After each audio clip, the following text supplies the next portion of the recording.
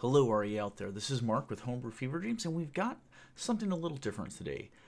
Backstory for my Dragonborn Paladin named Falkor.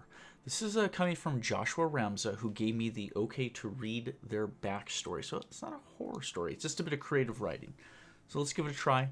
I'll do my best narrator voice. We'll see.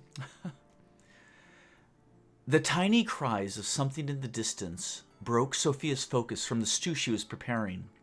She threw on a shawl and stepped into the moonlit night to discover its origins. The cries grew louder as she approached until finally she came upon a silvery baby, the moon glistening off his scales. He had a muzzle which protruded from his mouth, with fangs peeking past his lips, horns and a tail coming from the top and the bottom, which made him a strange sight to behold. Bending over, she scooped him up. She felt a strange familiarity with the baby, as if old friends were finally meeting again. She looked into his eyes and said, "I will call you Falkor." Falkor was the only dragonborn most villagers had ever seen, with the exception of those who traded in larger cities such as Athkatla or Baldur's Gate. This didn't bother the villagers, though. Most loved Falkor as if he was one of their own.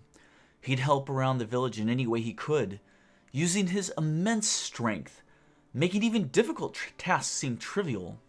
He was just a part of the community, and even partook in rituals performed to the goddess Saloon, whom his adopted mother Sophia believed delivered him to Faerun.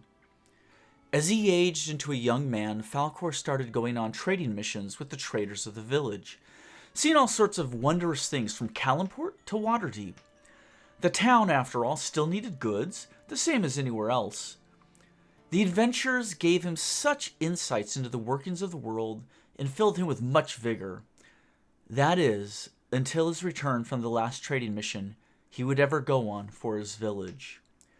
Rain had been pouring for hours. Sporadic lightning cracked across the sky in the distance. Mud was quicksand, sucking at anything it touched. Still, the trading caravan trudged on, putting one foot in front of the other, getting one step closer to home each time.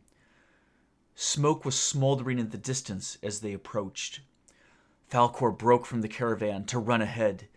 He found the people who had raised him strewn about, dead on the ground. He finally reached his home and burst through the failing door of the hovel. His adopted mother Sophia lay dead in front of the fireplace, her hand clutching her relic of Saloon. Rage overtook Falkor, and he ran back into the storm. He ran until he couldn't anymore, and then sadness. His heart had shattered into a million pieces as he realized he'd never again hug his mother. He dropped to his knees and prayed to Saloon, asking for anything but hoping for a miracle. At once the skies dried and the moon burst through the clouds. A light wind blew on, and it carried the whisper, barely audible. "Your kindness and love reflect that of my own.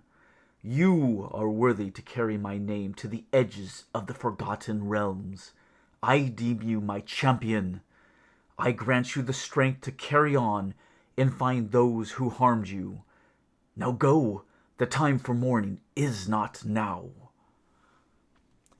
If you listened, thank you.